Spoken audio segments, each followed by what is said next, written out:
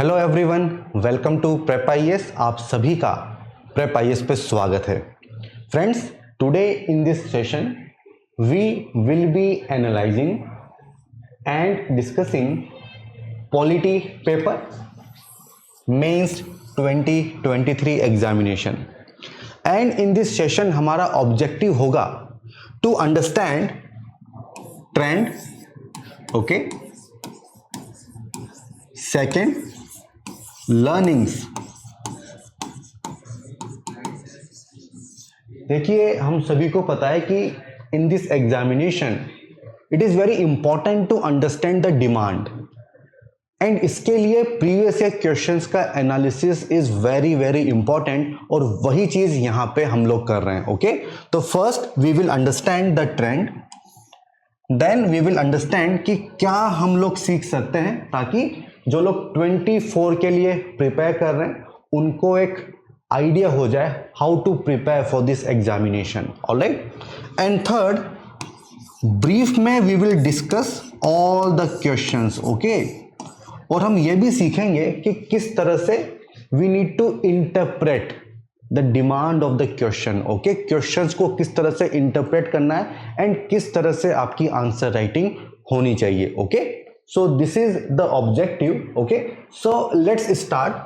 and first of all हम लोग trend को डिस्कस करते हैं। तो अगर ट्रेंड की बात करें तो कोई खास चेंज हमें देखने को नहीं मिलता है जहां तक पॉलिटी सेक्शन की बात है। तो वेटेज काफी ज्यादा इन GS2 आप देख सकते हैं।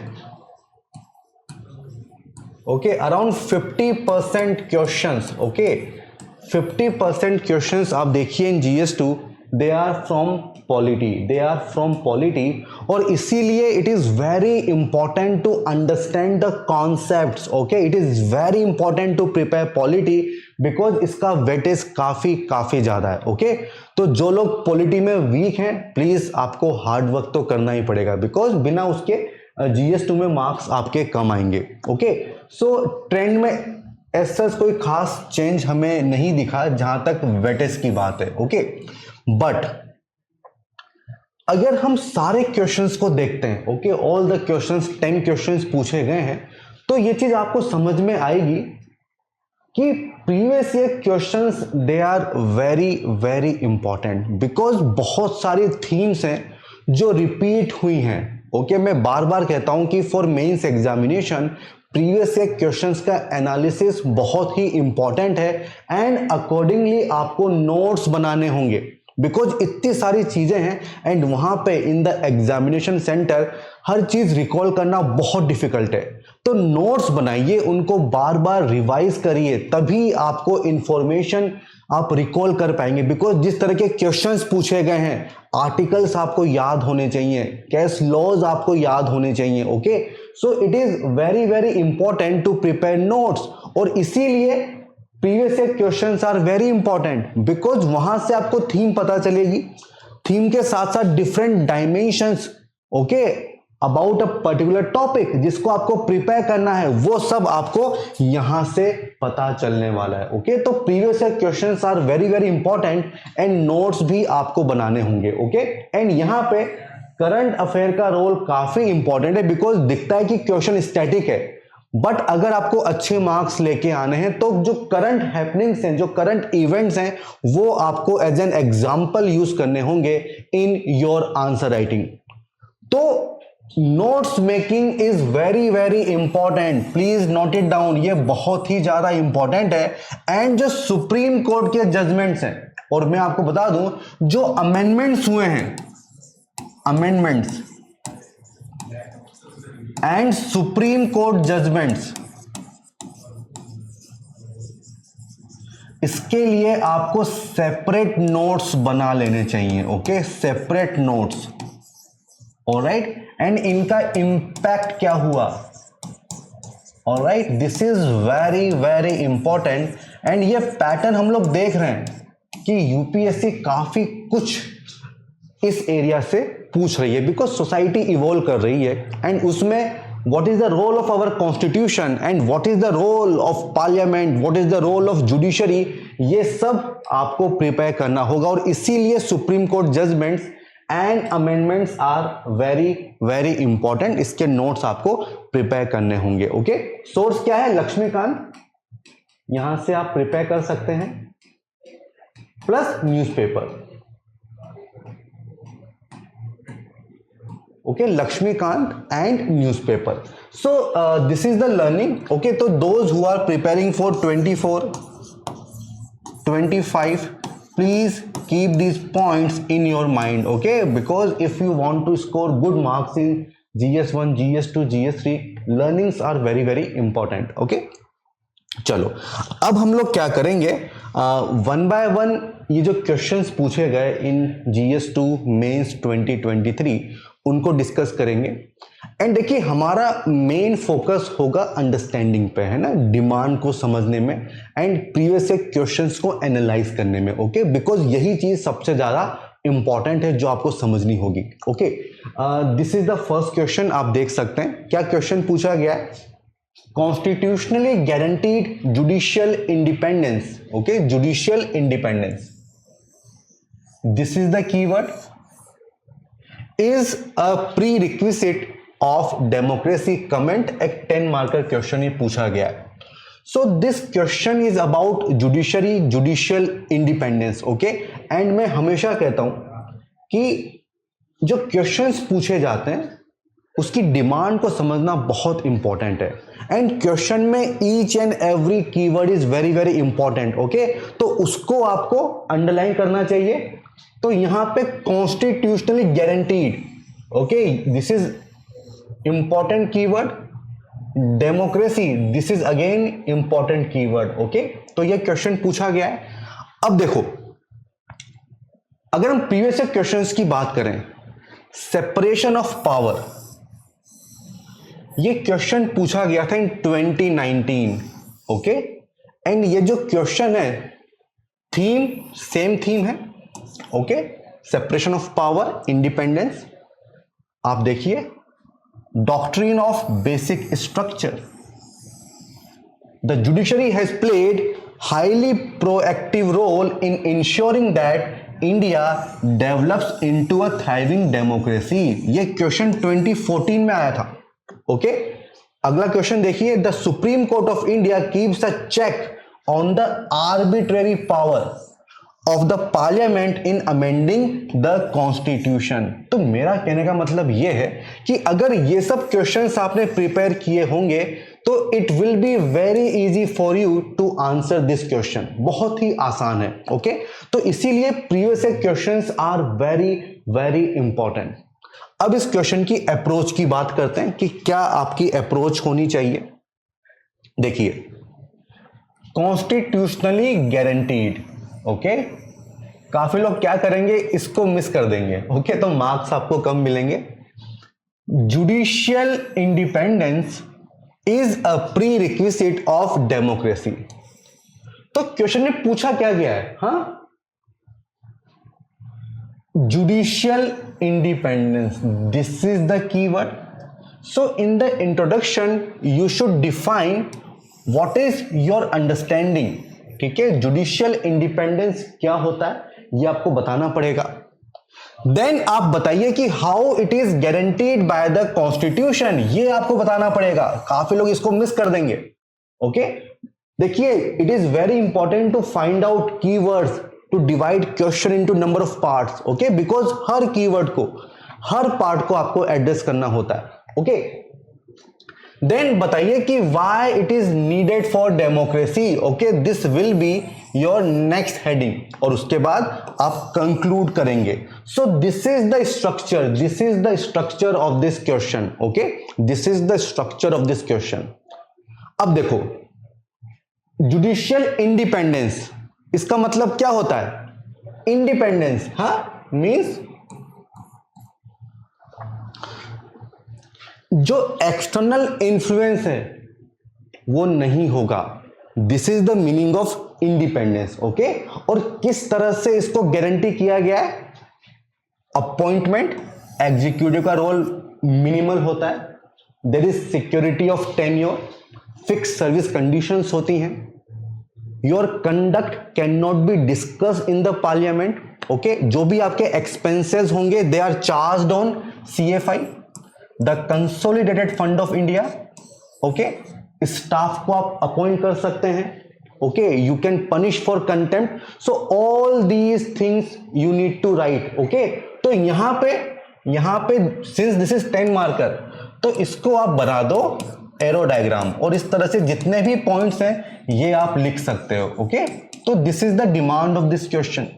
Then why it is needed, democracy के लिए क्यों जरूरी है? देखिए democracy is all about people, है ना, ऑल अबाउट पीपल। तो यहां पे जो गवर्नमेंट है उसका रोल काफी लिमिटेड होता है, उसकी पावर्स काफी लिमिटेड होती है, और इसीलिए हम बात करते हैं सेपरेशन ऑफ पावर की, इसीलिए हम बात करते हैं चेक एंड बैलेंसेस की, इसीलिए हम बात करते हैं राइट्स की। ओके तो हम सभी जानते हैं कि जुडिशरी क्या है? हाँ, गारंटर ऑफ फंडामेंटल राइट्स। तो जो आपके राइट्स हैं उसको कौन प्रोटेक्ट करेगा? जुडिशरी। इसीलिए उसको इंडिपेंडेंट होना बहुत जरूरी है। वो सब चीजें आपको यहां पे लिखनी होगी। ओके एग्जांपल्स दे दो, like Keshavananda Bharati case. Okay then democracy है, डिस्प्यूट्स होंगे, so there should be some authority जो उसको डिसाइड कर सके। सो कॉन्फ्लिक्ट रिजोल्यूशन, ये पावर किसके पास है? जुडिशरी के पास है। And you can give article 142, article 142 उसका एग्जांपल आप यहां पे दे सकते हैं। देन पब्लिक ट्रस्ट को मेंटेन करने के लिए भी हाँ जुडिशरी का इंडिपेंडेंट होना बहुत जरूरी है, बिकॉज पब्लिक को लगना चाहिए कि बिना किसी आउटसाइड प्रेशर के जुडिशरी काम कर रही है। Okay so public trust, separation of power already हमने बात की, बिकॉज अगर पावर सेपरेट नहीं है, एक ही ऑर्गन के पास सारी पावर्स हैं या वो मिसयूज कर रहा है, तो this is against democracy. Okay then upholding the constitution, Sabarimala temple example, triple talaq, ये सब आप यहां पे दे सकते हैं। ओके तो जुडिशियल इंडिपेंडेंस, ओके आप एनजेक की बात कर सकते हैं। तो काफी कुछ एग्जाम्पल्स हैं जो आपको यहां पे देने होंगे। Okay so this is the question. Then conclude कैसे करोगे भाई? Judicial independence, this is basic structure, इससे आप कंक्लूड भी कर सकते हो। ओके इसको आप कंक्लूड भी कर सकते हो। तो this is the question number 1। अब अगर इसके डिफिकल्टी लेवल की बात करें, ओके तो ये हमें पता है, ये लक्ष्मीकांत में दिया हुआ है, एंड ये भी काफी कॉन्सेप्चुअल चीजें हैं जो आप लक्ष्मीकांत से पता कर सकते हैं। तो it is easy question, the only thing is examples. Okay तो जब आप प्रिपेयर करते हैं ये एग्जाम्पल्स आपको मिल ही जाते हैं, तो काफी आसान सा ये क्वेश्चन है। ओके चलो अब हम आते हैं क्वेश्चन नंबर 2 के ऊपर। This is about NALSA, national legal services authority, and अभी कुछ टाइम पहले ना प्रीलिम्स में क्वेश्चन आया था। ओके तो देखो ये जो प्रीवियस क्वेश्चंस होते हैं ना, इनसे आपको टॉपिक्स मिलते हैं जिनमें यूपीएससी इंटरेस्ट रखता है। ओके तो उसकी लिस्ट बना लो, उनको प्रिपेयर कर लो, इसीलिए नोट्स मेकिंग बहुत जरूरी है फॉर दिस एग्जामिनेशन। तो भाई क्वेश्चन क्या है? Who are entitled to receive free legal add?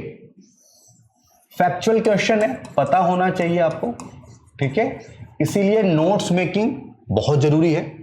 And assess the role, assess the role, तो भाई क्या पॉजिटिव्स हैं, क्या चैलेंजेस हैं, ये आपको बताने पड़ेंगे। ओके बिकॉज आपको असेस करना है, इवेल्युएट करना है। Assess the role of the national legal services authority in rendering free legal aid in India. Okay जब आप पॉजिटिव्स बता रहे हो, चैलेंजेस बता रहे हो, तो सोल्यूशन भी बताना पड़ेगा कि भाई क्या सोल्यूशन होना चाहिए। तो हम लोग क्या कर रहे हैं, हम इस क्वेश्चन की डिमांड को समझ रहे हैं। ओके तो सबसे पहले आपको बताना है कि फ्री लीगल एड क्या होती है, what is your understanding. Okay और इसके लिए आर्टिकल 39A डायरेक्टिव प्रिंसिपल आप उसको यूज कर सकते हो।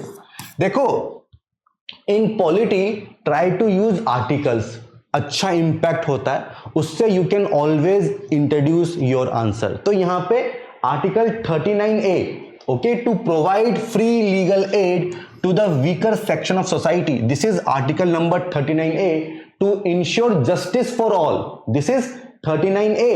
तो इससे you can introduce your answer. Then you can also explain the concept of free legal aid, okay, इसको you can relate, ठीक है, to provide legal services free of cost और minimal cost पे जो weaker sections हैं, that is called free legal aid। तो this will be your introduction, okay। then क्या पूछा गया है, who are entitled to receive free legal aid, इसके लिए क्या किया गया है, there is one act 1987 legal service authorities act, ये कंटेंट दिया हुआ है लक्ष्मीकांत में, ओके। तो मैं आपको सोर्सेज भी बता रहा हूं, this is given in Laxmikanth, okay. So 1987 का एक्ट है और इसी का जो सेक्शन 12 है उसमें दिया हुआ है कि हु आर इंटाइटल्ड। इस पे क्वेश्चन आया था इन प्रीलिम्स एग्जामिनेशन, ओके। तो जैसे एससी हैं, एसटी हैं, वुमेन हो गई, victims of trafficking, mass disasters,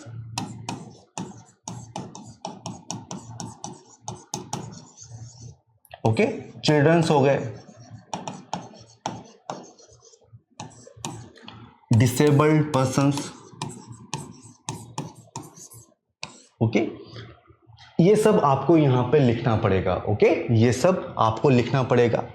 तो ये तो हो गया हु आर इंटाइटल्ड। अब बात होती है assess the role of national legal service authority. तो पहले ये तो बताओ कि व्हाट इज द रोल, तभी तो असेस करोगे ना। तो अब आप बताइए what is the role of NALSA, ठीक है। तो बेसिकली फ्री लीगल एड के लिए क्या पॉलिसीज होंगी, क्या स्कीम्स होंगी, क्या गाइडलाइंस होंगी, ये कौन डिसाइड करेगा, नालसा, ओके, ये नालसा डिसाइड करेगा। एंड उसका जो इंप्लीमेंटेशन है उसकी monitoring, this is the role of NALSA, जो आपको यहां पे लिखना है। देन क्या वो रोल परफॉर्म कर पा रहा है क्या, दिस इज द असेसमेंट, तो वो आपको बताना पड़ेगा। जैसे कि थाउजेंड्स ऑफ लोक अदालत उनको ऑर्गेनाइज किया गया है बाय नालसा, कैंपेन्स चलाए जा रहे हैं, you can give examples like हक हमारा भी तो है, दिस इज फॉर प्रिजनर्स। कहां से मिलेगा, ये इसकी वेबसाइट पे दिया हुआ है, ओके। इस तरह से जो अचीवमेंट्स हैं वो आपको यहां पे बताने होंगे। देन असेसमेंट है, तो चैलेंजेस बताओ। देखिए लोगों को पता ही नहीं होता है कि इस तरह का सिस्टम चल रहा है कंट्री में ना, काफी कम लोगों को अवेयरनेस होती है। देन इसकी एक्सेप्टेबिलिटी भी काफी कम है, वो सब क्या है, चैलेंजेस हैं जो आपको यहां पे लिखने होंगे। Lack of awareness, lack of acceptability. Then powers भी काफी कम है, दिस इज एडीआर, है ना, पावर्स काफी कम होती हैं, okay, as compare to civil code, criminal codes. Then support, जो लॉयर्स वगैरह हैं उनका सपोर्ट काफी कम मिलता है, बिकॉज सैलरी वगैरह काफी कम मिलती है, और इसका जस्ट रिवर्स आपके सॉल्यूशंस हो जाएंगे, ठीक है।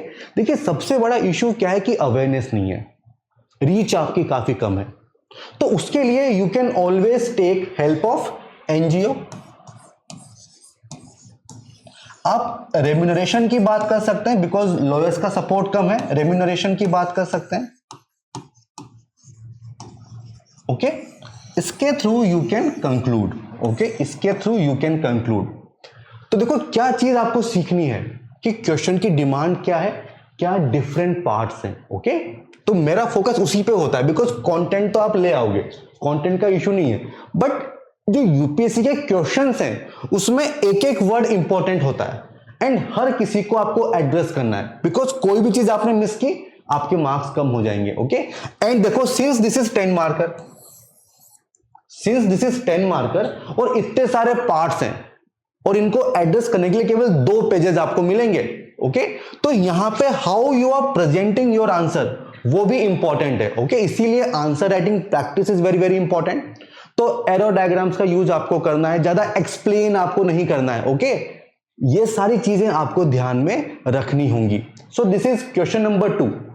अब अगर इसके डिफिकल्टी लेवल की बात करें this is very easy, again this is easy, role भी इजी है, बट ये कुछ एग्जाम्पल्स ये आपको पता नहीं होंगे, चैलेंजेस ये आपको पता है, सोल्यूशन आपको पता है, तो केवल एक डिफिकल्टी होगी, current affair, okay. And what is the solution? Solution ये है कि आप नोट्स बनाइए, टॉपिक्स को आइडेंटिफाई करें through previous year questions, Laxmikanth, and notes बनाइए, उसको अपडेट करिए, है ना। साइट्स पे जाके आप देख सकते हैं कि क्या नया काम हो रहा है, इनकी एनुअल रिपोर्ट्स होती हैं, है ना, वहां से आपको कंटेंट मिल जाएगा। तो बस यही एक चीज है जो थोड़ी सी डिफिकल्ट है, तो इसको मैं मॉडरेट कह सकता हूं कि ये मॉडरेट डिफिकल्टी का क्वेश्चन है, ओके। बट हर कोई इसको अटेम्प्ट तो करेगा इसी, बिकॉज हम प्रिपेयर तो करते ही, it is given in Laxmikanth, but थोड़ा सा एग्जाम्पल्स आपको देने पड़ेंगे, दैट्स वाई मॉडरेट, ओके। आते हैं क्वेश्चन नंबर 3 पे, urban local bodies, urban local bodies. तो जब हम लोग पंचायती राज, लोकल सेल्फ गवर्नमेंट पढ़ाते हैं, तो सबसे पहले मैं प्रीवियस ईयर क्वेश्चंस दिखाता हूं और बताता हूं कि ये टॉपिक कितना इंपॉर्टेंट है। आप देखिए कितने क्वेश्चंस पूछे गए हैं। तो सिंस इतना इंपॉर्टेंट टॉपिक है, उसके बावजूद भी अगर आप इसको एडवांस में प्रिपेयर नहीं करते हो, तो फिर यूपीएससी क्लियर नहीं होगा ना, नहीं होगा ना। आप देखिए हर साल क्वेश्चन पूछा जा रहा है पंचायती राज पे, इस बार अर्बन लोकल बॉडीज पे पूछ लिया, ओके। आप देखिए, challenges faced by local institution in terms of functions, functionaries, funds, okay, functionality, women पे पूछ लिया गया है, grants पे पूछ लिया गया है, funds पे। then examine the statement, क्या statement है, not proved to be an effective instrument, क्या issues हैं, क्या reforms होने चाहिए। similarly यहां पे भी यही पूछा गया है, mainly political institutions and not effective instrument of governance. तो बेसिकली थीम वही है कि भाई इनका सिग्निफिकेंस क्या है, इनके इश्यूज क्या है, रिफॉर्म्स क्या होने चाहिए। एंड जब हम रिफॉर्म्स की बात करते हैं, यहां पे second ARC is very very important. So if you are not writing second ARC recommendation in your answer, in case of LSG, वो आंसर इनकम्प्लीट माना जाएगा, ओके। तो ये आपको प्रिपेयर करना है। तो लर्निंग क्या है? लर्निंग ये है कि जब ये थीम इतनी इंपॉर्टेंट है, तो इसको एडवांस में आप प्रिपेयर करिए। और कैसे प्रिपेयर करना है मैं बता देता हूं, रोल और अचीवमेंट, उसके बाद क्या इश्यूज हैं। देखो इश्यूज होते हैं with respect to funds, functions and functionaries, staff, इसको बोलते हैं F3। इसको प्रिपेयर करना है कि क्या इश्यूज हैं। जब इश्यूज हैं तो सॉल्यूशन भी तो होंगे ना, with respect to funds, functions, functionaries. This is second ARC, alright. अब जब ये क्वेश्चन इतनी बार पूछा गया है, तो हमें कायदे से इंट्रोडक्शन एंड कंक्लूजन एडवांस में प्रिपेयर करना चाहिए ना, बस यही तो लर्निंग है, ओके। तो इस तरह के टॉपिक्स को अच्छे से प्रिपेयर कीजिए, इंट्रोडक्शन, कंक्लूजन एडवांस में प्रिपेयर कीजिए, बिकॉज क्वेश्चन आता ही आता है एंड इसी लाइन पे क्वेश्चन आता है, ओके। तो ये क्वेश्चन आप आराम से प्रिडिक्ट कर सकते थे, लोकल, अर्बन, पंचायती राज, किसी पे भी आ सकता है, ओके। चलिए अब आते हैं इस क्वेश्चन पे। क्वेश्चन क्या पूछा गया है?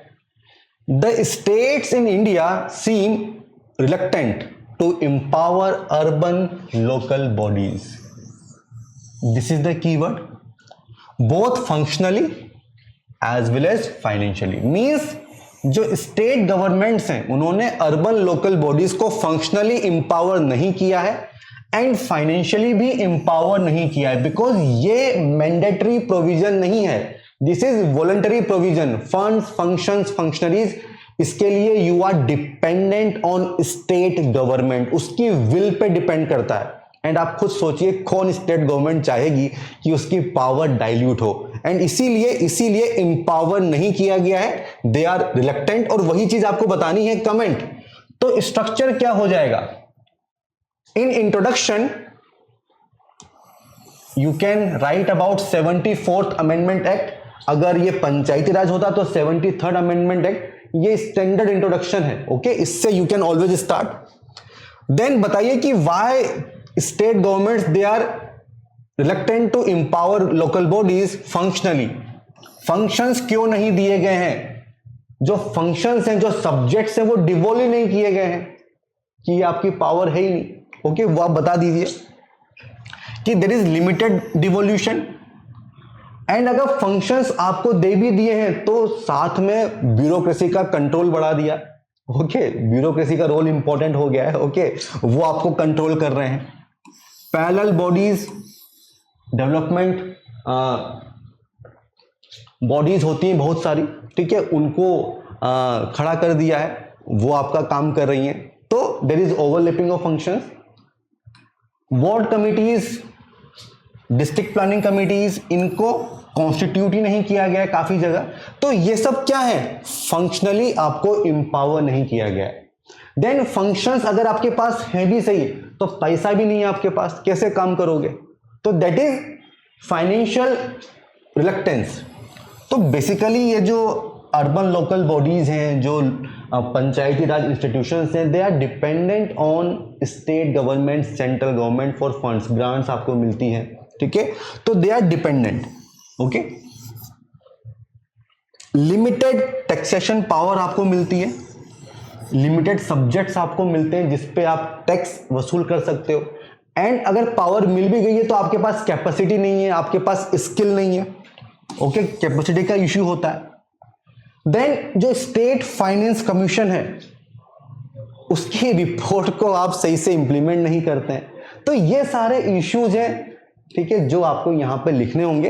एंड अगर आप पेपर वगैरह पढ़ रहे हैं तो इनमें आप एग्जांपल्स भी दे सकते हो, जैसे यहां पे दिया हुआ है। तो इस तरह से आप वैल्यू एडिशन कर सकते हैं इन योर आंसर। तो जब इश्यूज बता रहे हो तो सॉल्यूशंस भी आपको बताने पड़ेंगे।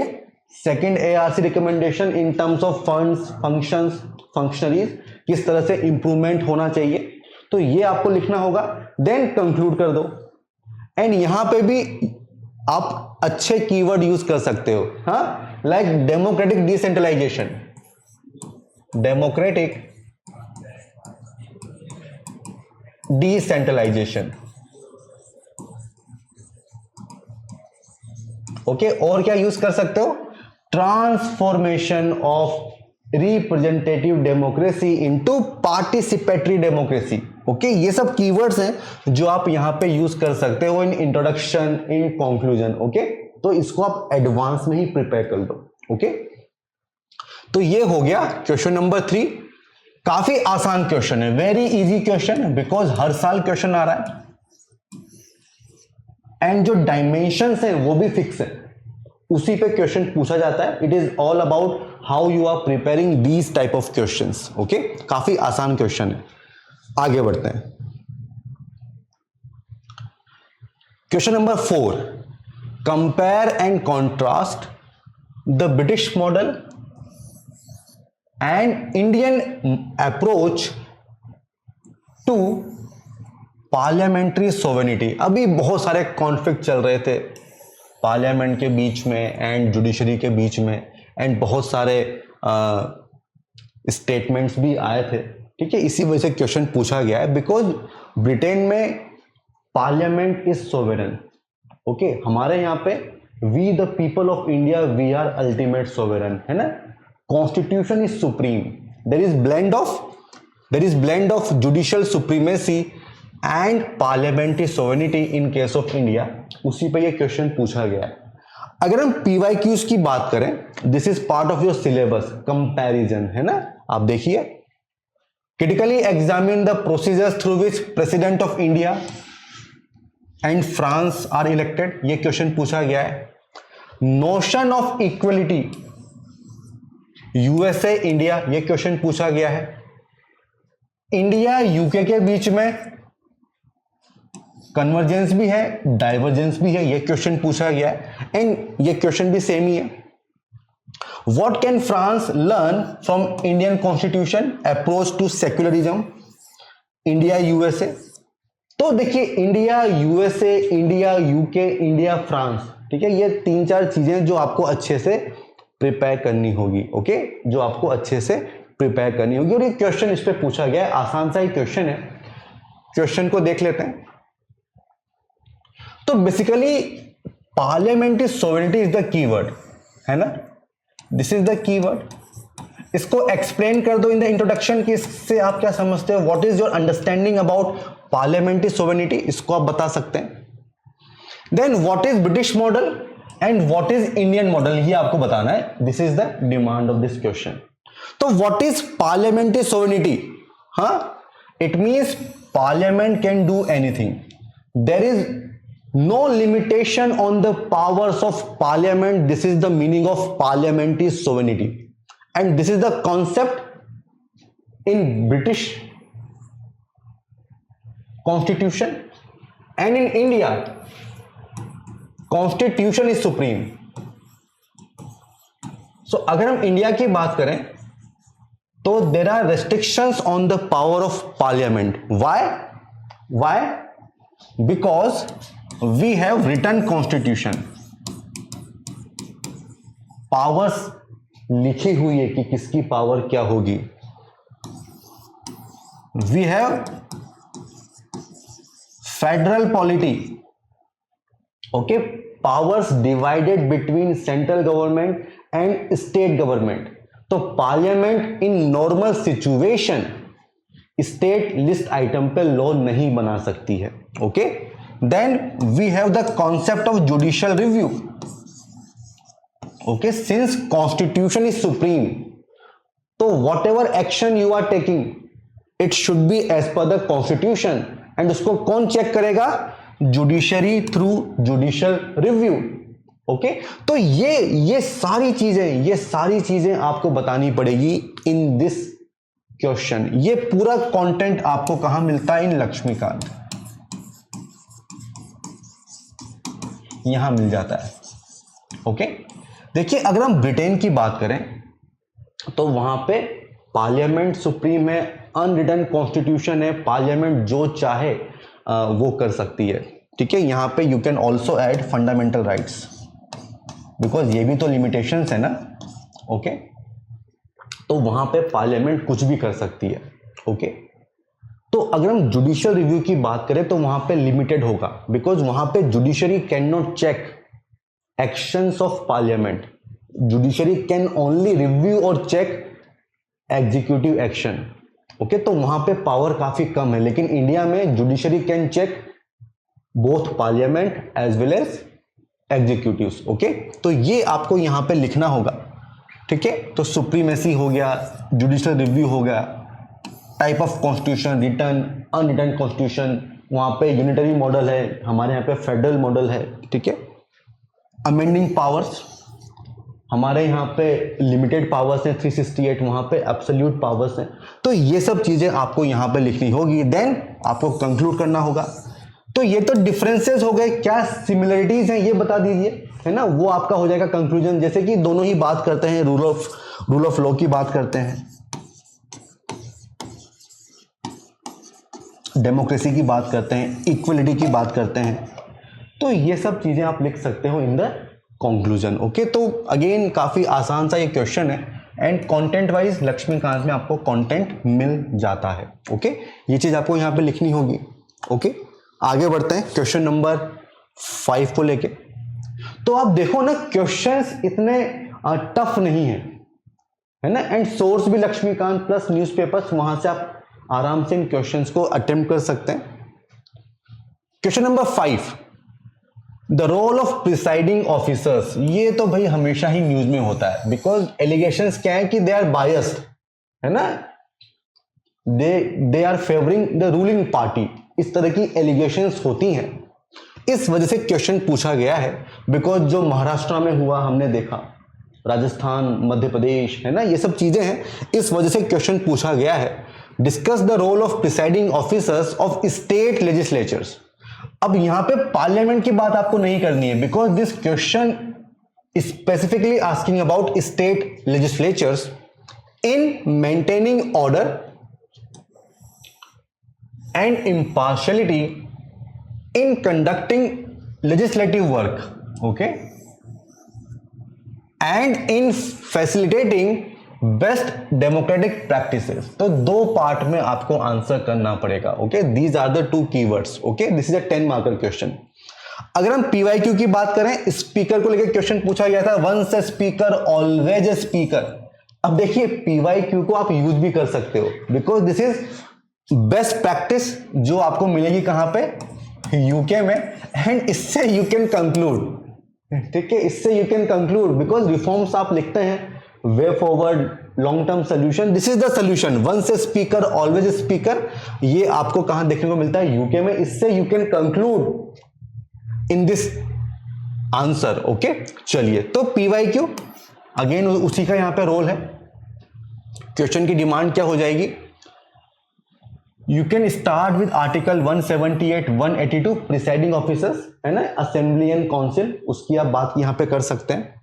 देन आपको बताना पड़ेगा उनका role in maintaining order, impartiality in conducting legislative work, this is the first part of this question, okay, ये आप बताइए।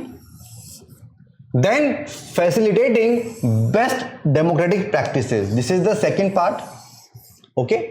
देन आपको कंक्लूड करना होगा। So this is the structure, and मैं हमेशा कहता हूं कि हेडिंग बुलेट पॉइंट फॉर्मेट, इसी को आप यूज करिए, heading bullet point format, you should use this format while writing your answers because this enhances visibility of your answers, okay। Examiner का काम आसान हो जाता है, because if you are writing in paragraph form, उसको ढूंढना पड़ेगा, एंड किसके पास टाइम है यार, इतनी सारी कॉपी चेक करनी है, lot of things are there, okay, so you have to make the work of examiner easy, okay, so enhance the visibility। what is the solution, heading bullet point format, underline करो, explain कम करो, and give lot of examples to validate your point, और इसी पे आजकल marks मिल रहे हैं, है ना। तो इंट्रोडक्शन हो गया, लेजिस्लेटिव वर्क, ओके, इसमें आप किस तरह से ऑर्डर मेंटेन कर रहे हैं, किस तरह से आप इम्पार्शियल हैं। तो इश्यू होता है मनी बिल को लेके, है ना, ये काफी न्यूज में रहता है कि बिल को बना दिया मनी बिल, अगर मनी बिल है तो जो काउंसिल है उसका रोल काफी कम हो जाता है।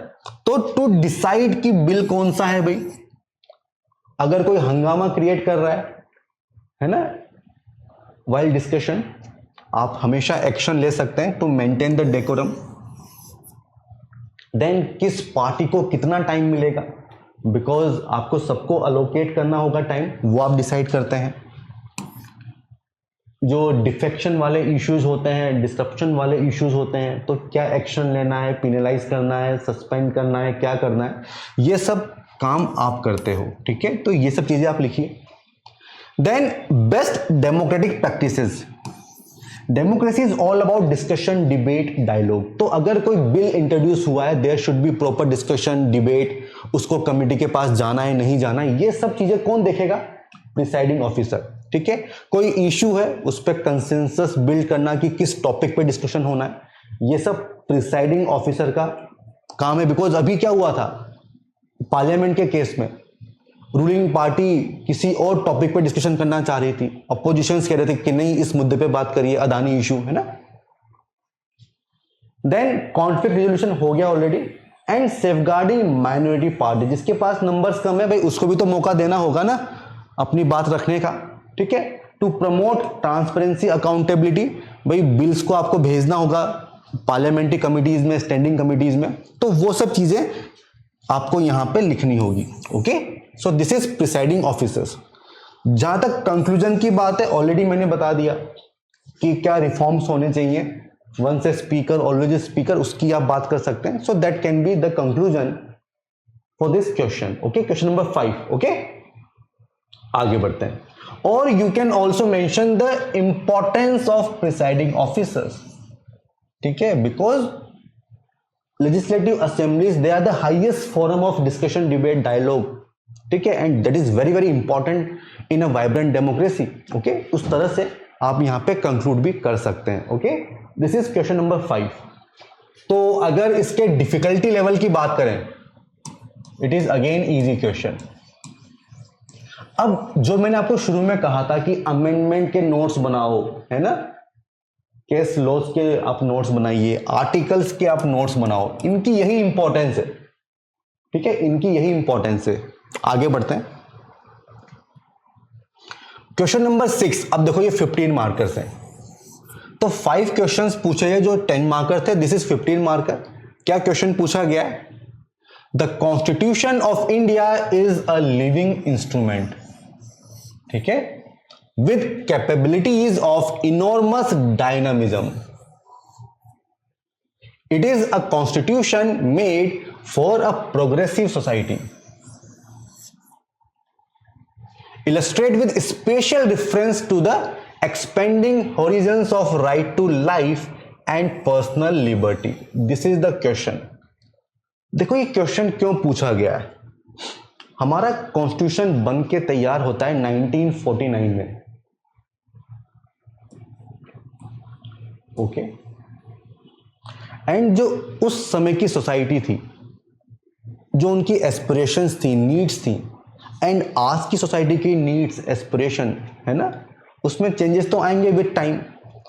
तो उसी समय इतने प्रोविजंस डाल दिए थे कि आप आज की सोसाइटी की जो एस्पिरेशंस हैं उनको फुलफिल कर सकते हैं.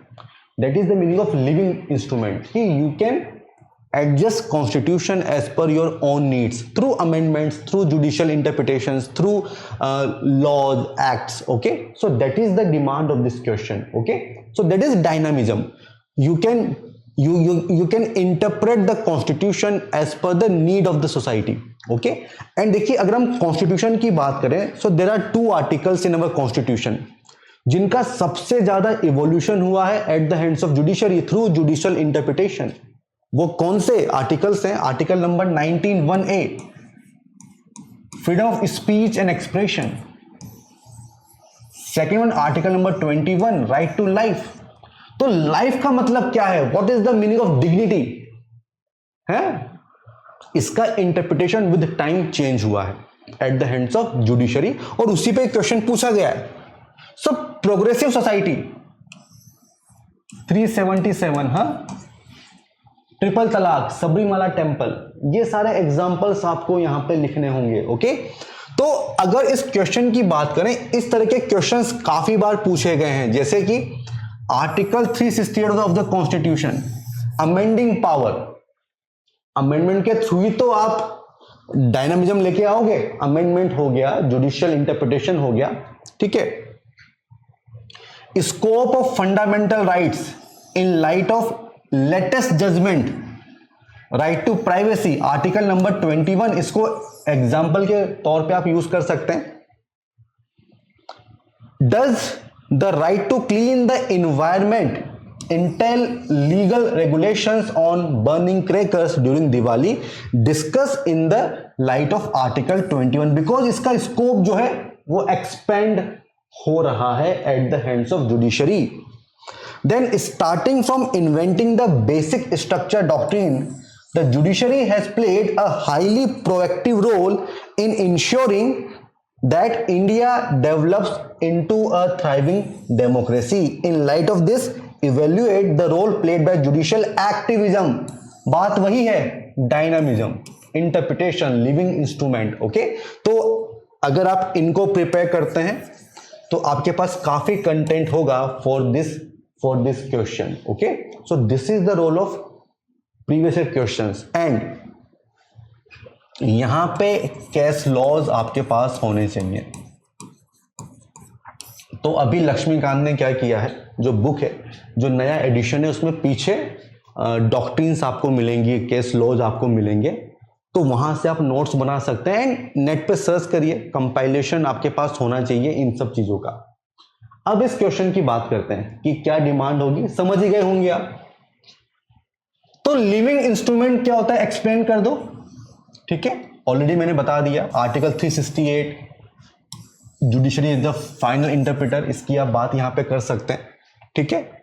देन किस तरह से प्रोग्रेसिव सोसाइटी के लिए ये कॉन्स्टिट्यूशन बना है, तो directive principles are very very important, है ना, उसकी आप बात करिए, एग्जाम्पल्स दीजिए, है ना, कि किस तरह से जो डायरेक्टिव प्रिंसिपल्स हैं उनको यहां पे इंप्लीमेंट किया जा चुका है, कर सकते हैं। जैसे भी बात होती है यूनिफॉर्म सिविल कोड की, आर्टिकल नंबर 44, ठीक है, वो आप यहां पे बता सकते हैं, ठीक है। Then reservation, empowerment of women, this is progressive society. अभी बात होती है वुमेन रिजर्वेशन इन पार्लियामेंट, उसका एग्जांपल दे सकते हो, जीएसटी का एग्जांपल दे सकते हो, 7th amendment act, linguistic diversity, ठीक है, ये सब एग्जांपल्स आप दीजिए यहां पे। Then expanding horizons of article number 21, जो क्वेश्चन की डिमांड है, यही तो डिमांड है। तो इसमें आप मेनका गांधी की बात कर सकते हो, ड्यू प्रोसेस ऑफ लॉ,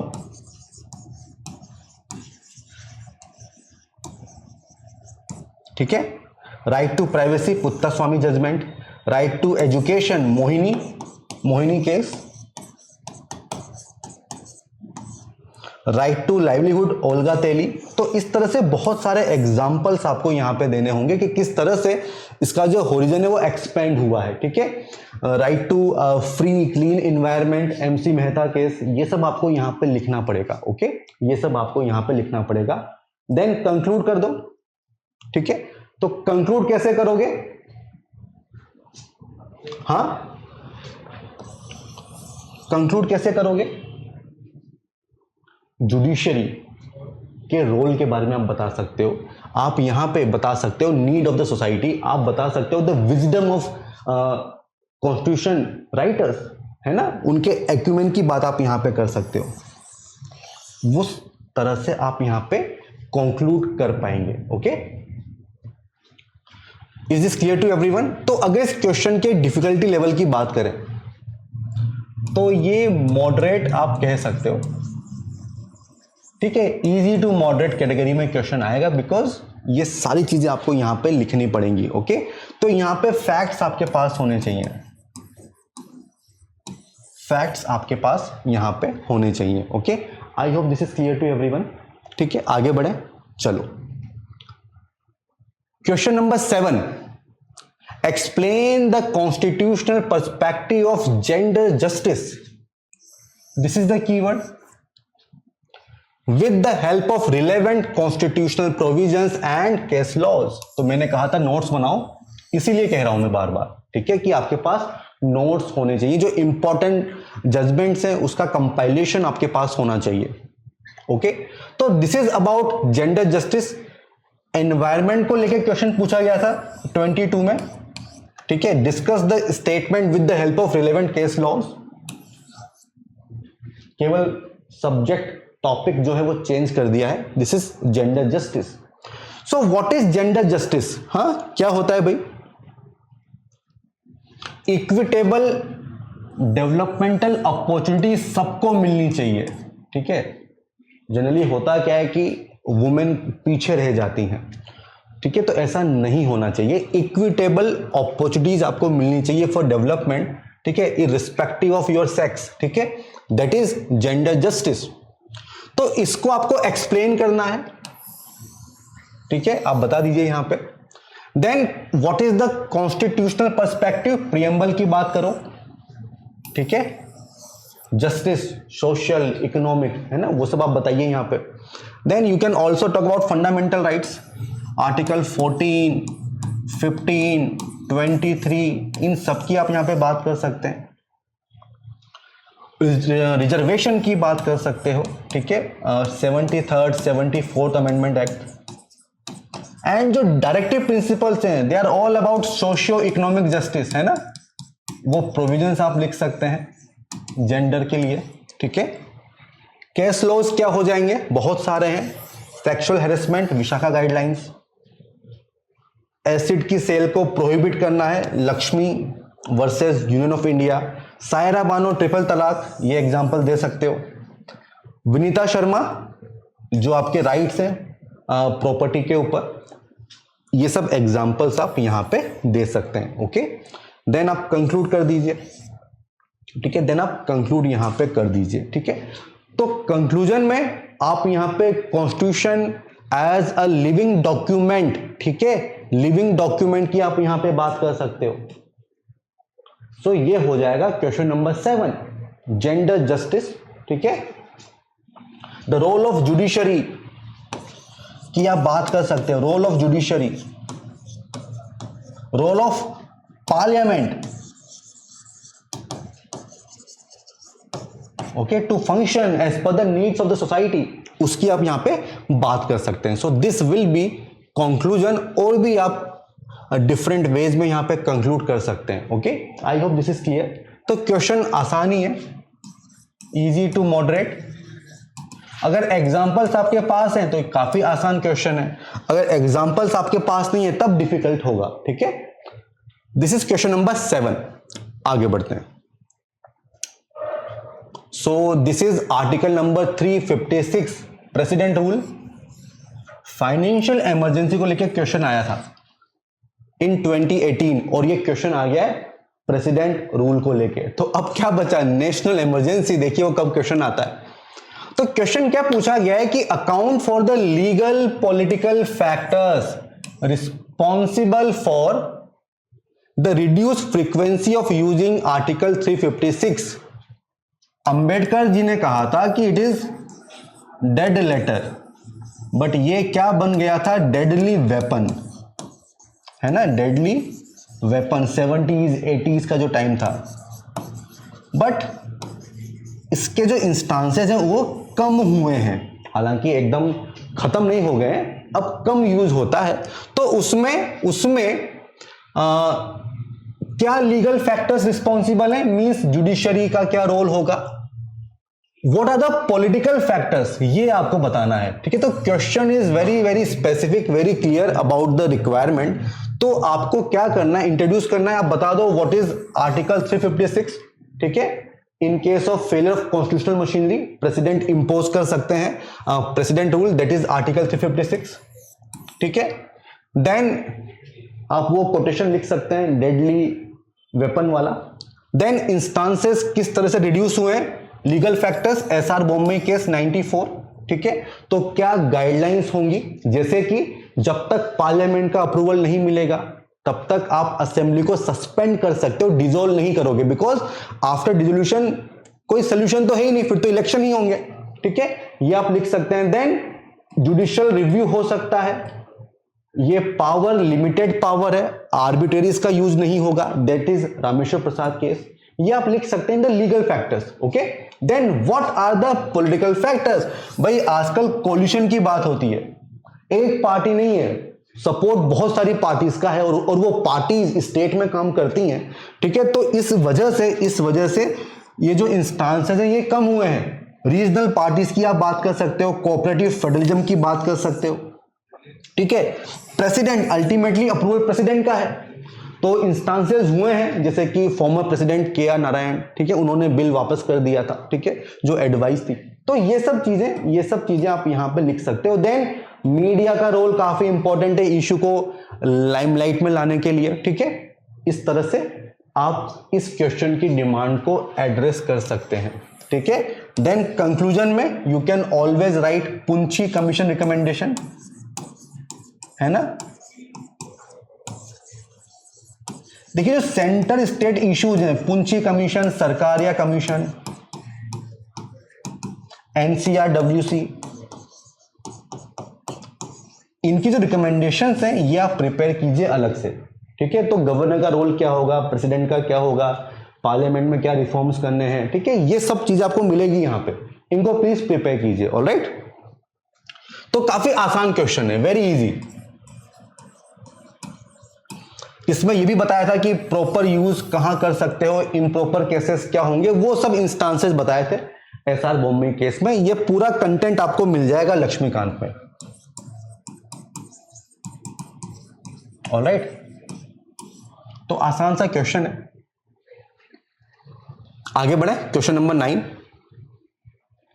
तो जीएसटी को लेकर क्वेश्चन पूछा गया है. तो देखिए अगेन इकोनॉमिक्स की नॉलेज, ठीक है, उसका इम्पैक्ट ऑन पॉलिटी।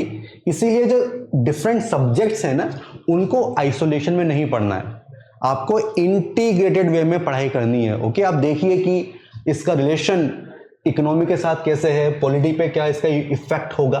क्वेश्चन पूछा गया है, explain the significance of 101st constitutional amendment act, that is GST. ये पता होना चाहिए। तो अमेंडमेंट की लिस्ट आपके पास होनी चाहिए, और वहां सोच रहे हो कि पता नहीं इसमें क्या कर दिया। To what extent means positive and negative दोनों बताना है। मींस क्या चैलेंजेस हैं, क्या सिग्निफिकेंस है, क्या अचीवमेंट है, ये आपको बताना पड़ेगा। Accommodative spirit of federalism, cooperative federalism की बात हो रही है। मींस स्टेट्स को आप साथ लेके चल रहे हो। जीएसटी काउंसिल इज देयर जो डिसीजन लेती है, ठीक है, 3/4 मेजोरिटी। तो भाई इस पे ऑलरेडी 2017 में क्वेश्चन आया था जीएसटी को लेके। फेडरलिज्म बहुत ही इंपॉर्टेंट थीम है, कोऑपरेशन, कंपटीशन, कन्फ्रंटेशन क्वेश्चन पूछा गया था। कोऑपरेटिव फेडरलिज्म ये क्वेश्चन पूछा गया है, तो उसी थीम पे ये क्वेश्चन पूछ लिया गया है। ओके, तो इसकी डिमांड क्या है? आसान सा क्वेश्चन है, आप इंट्रोड्यूस कर सकते हैं जीएसटी के साथ, one nation one tax, indirect tax regime, ठीक है, आप इसकी बात कर सकते हैं। देन इसकी सिग्निफिकेंस क्या है? यूनिफाइड इनडायरेक्ट टैक्स रहेगा, ठीक है, तो जो कैस्केडिंग इफेक्ट है वो कम हो जाएगा, टैक्स कॉम्प्लायंसेस बढ़ जाएगी, बिकॉज यहाँ पे इन टेक्नोलॉजी का आप यूज कर रहे हैं, ठीक है। इकोनॉमी को बूस्ट होगा, इंटरस्टेट ट्रेड बढ़ेगी बिकॉज ऑफ आईजीएसटी, है ना। टैक्स इवेजन काफी कम हो जाएगा। ये सब चीजें आप लिख सकते हैं जो कि पॉइंट्स ऑलरेडी आपके पास होते हैं। देन अकोमोडेटिव स्पिरिट, अब इसमें अचीवमेंट इश्यूज दोनों आपको बताने पड़ेंगे, जैसे कि जीएसटी काउंसिल हो गया, ठीक है, कंपनसेशन वगैरह है, वो सब आप चीजें यहाँ पे लिख सकते हैं। इश्यूज क्या है कि डिले होता है कंपनसेशन में, अब बहुत सारे सब्जेक्ट्स हैं जो कि इसमें शामिल नहीं है, पेट्रोलियम, इलेक्ट्रिसिटी, वो सारी बात आप यहाँ पे कर सकते हो, ठीक है, वो सारी बात आप यहाँ पे कर सकते हो। डिसीजन जो है जीएसटी काउंसिल लेती है, जहाँ पे सेंट्रल गवर्नमेंट भी है, स्टेट गवर्नमेंट भी है, रिवेन्यू शेयरिंग है, ठीक है, ठीक है, there is central GST, there is state GST, ये सब चीजें आपको यहाँ पे लिखनी पड़ेगी। ओके, देन कंक्लूजन में सोल्यूशन लिख दो, जो इश्यूज है, सोल्यूशन क्या हो सकता है भाई जीएसटी में, कि जो पेट्रोलियम है, जो इलेक्ट्रिसिटी है, इसको भी इसके दायरे में लाना चाहिए, ठीक है, टाइम पे पेमेंट होना चाहिए, कंपनसेशन जो है वो टाइम पे होना चाहिए, वो सब चीजें आप यहाँ पे लिख सकते हैं जीएसटी रिफॉर्म्स। और इंटरनेशनल एक्सपीरियंस, तो जिन कंट्री ने जीएसटी ऑलरेडी इंप्लीमेंट किया है वहां से सीखना पड़ेगा हमें, वो सब चीजें आप यहाँ पे लिख सकते हैं इन द कंक्लूजन। ओके, तो अगेन आसान क्वेश्चन है, पता होता है कि जीएसटी इंपॉर्टेंट है, उसी पे क्वेश्चन पूछा गया है। अब ये आखिरी क्वेश्चन है, पार्लियामेंट्री कमिटी सिस्टम। जब हम लोग इसको पढ़ाते हैं, ये सारे पीवाईक्यूज हम लोग शो करते हैं कि कितना इंपॉर्टेंट है। Public account committee, committees, estimate committee, parliamentary standing committee, तो this topic is very very important, और उसी पे क्वेश्चन पूछा गया है। क्या क्वेश्चन है कि explain the structure of parliamentary committee system. Again factual question, structure आपको बताना पड़ेगा, and how far the financial committees, तो एक ब्रॉड अंडरस्टैंडिंग होनी चाहिए, और it is specifically asking about financial committees, तो यहां पे एग्जांपल्स आपके पास होने चाहिए। इसके लिए पेपर पढ़ो, थोड़ा सा रिसर्च भी करना पड़ेगा फॉर एग्जांपल्स, है ना, बिकॉज बहुत कम एग्जांपल्स आपको मिलेंगे। In the institutionalisation of Indian parliament, so structure क्या हो जाएगा आप बता दो। पार्लियामेंट्री कमिटी की जरूरत क्यों होती है? बिकॉज पार्लियामेंट एक्सपर्टीज का इशू है, टाइम का इशू है, तो इन डेप्थ एग्जामिनेशन नहीं हो पाएगा। What is the solution? Committee, कम लोग होंगे, आराम से डिस्कशन कर सकते हैं, ठीक है। So for that parliamentary committee system adopt किया गया है, ठीक है, इससे आप स्टार्ट कर सकते हो। देन स्ट्रक्चर बता दो, स्टैंडिंग कमिटी होती है, एडहॉक कमिटीज होती हैं, एंड ये भी financial committee, departmental standing committee, inquiry committee, committee to scrutinise control, day to day administration. तो ये सब फैक्चुअल चीजें हैं, ऑलराइट, ये आपको बताना पड़ेगा। देन एडहॉक कमिटी, तो यहां पे you can make flow chart इस तरह से, है ना, आप इस तरह से बता सकते हो, तो ये प्रेजेंटेशन काफी अच्छा हो जाएगा। देन फाइनेंशियल कमिटी के बारे में पूछा है, these are the financial committees, तो इनकी functioning and how far means achievement and issues दोनों बताने हैं, and when you are mentioning issues आपको सोल्यूशन भी देना पड़ेगा। This is the demand of this question, ठीक है।